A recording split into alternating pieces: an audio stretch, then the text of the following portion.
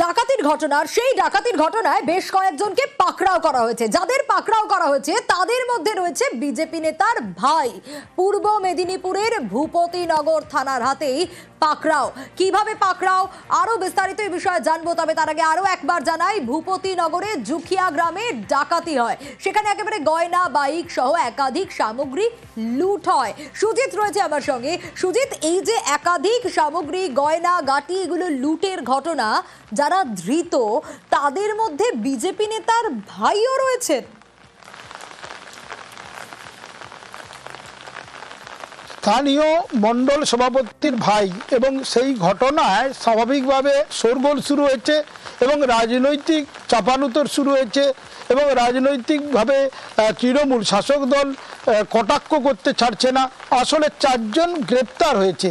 অভিযোগ তাদের বিরুদ্ধে কি না, একজনের বাড়িতে ঢুকে ডাকাতি করেছিলেন, মোটর বাইক, সোনা দানা, আরও জিনিসপত্র, সেসব উদ্ধার করেছে পুলিশ এবং হুগলি থেকে এদের গ্রেপ্তার করেছে। গ্রেপ্তারের পর দেখা যায় একজন যে মূল পান্ডা, সে আবার বিজেপি নেতার ভাই।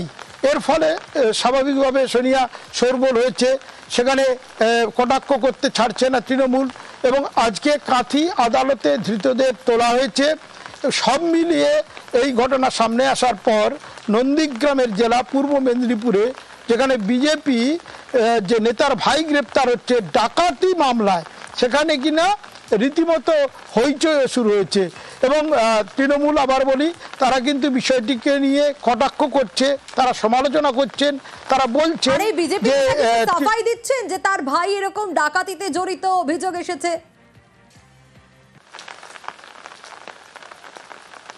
দেখো, তিনি ক্যামেরায় মুখোমুখি হননি, তিনি বিষয়টিকে যেটা তার দলের কাছে জানিয়েছেন যে এর সঙ্গে রাজনীতির যোগ নেই এবং তার সঙ্গে ভাইয়ের সম্পর্ক ভালো নয়। এবং বিজেপিও ঘটনাটা যেটা বলতে চাইছে স্থানীয় বিজেপি নেতৃত্ব, যে আমরা এ বিষয়ে আড়াল করার ব্যাপার নেই, আইনের পথে চলবে, তবে এর সঙ্গে রাজনীতির কোনো যোগ নেই। কিন্তু বিষয়টি যেহেতু অভিযুক্ত বিজেপি নেতার ভাই সোনিয়া, স্বাভাবিকভাবে একটা চাঞ্চল্য তৈরি হয়েছে এবং তা নিয়ে রীতিমতো বলা যায় যে চাপানুতরও শুরু হয়েছে। এবং এখন দেখার যে আদালত কি নির্দেশ দেয় এবং পরিচয় সামনে আসার পর বিজেপি এই বিষয়টি নিয়ে কিভাবে একেবারে বলা যায় যে এটাকে আড়াল করতে চায়। কিন্তু যা ঘটনা তারপর থেকে যেভাবে সামনে চলে এলো, তারপর পরিচয় সামনে আসার পর বিষয়টি নিয়ে কিন্তু রীতিমতো বলা যায় যে আলোচনা জোর হচ্ছে। বেশ, এই বিজেপি যারা করে, বিজেপির সঙ্গে যারা যুক্ত থাকে, প্রত্যেকেই এরকম চুরি ডাকাতি এবং এইরকম নোংরা কাজের সঙ্গে যুক্ত। তার প্রকৃষ্ট উদাহরণ হিসাবে আজকের আমরা দেখলাম যে আমাদের মণ্ডল সভাপতি তপন মিদ্যা, তার ভাই সমীরণ মিদ্যা এরকম চুরি ডাকাতির সঙ্গে যুক্ত, এবং একটি নয়, অনেক ক্লেম ওর বিরুদ্ধে রয়েছে, ওদের বিরুদ্ধে রয়েছে। ভারতীয় জনতা পার্টি কোনো অন্যায়কে প্রশ্রয় দেয় না। দলের যে কর্মী হোক, সে মণ্ডল সভাপতির ভাই হোক, যাই হোক, যদি পুলিশ প্রশাসন মনে করে চুরির ঘটনার সঙ্গে যুক্ত, তা আইন মোতাবেক কাজ করবে, এতে আমাদের দলের কোনো আপত্তি নেই।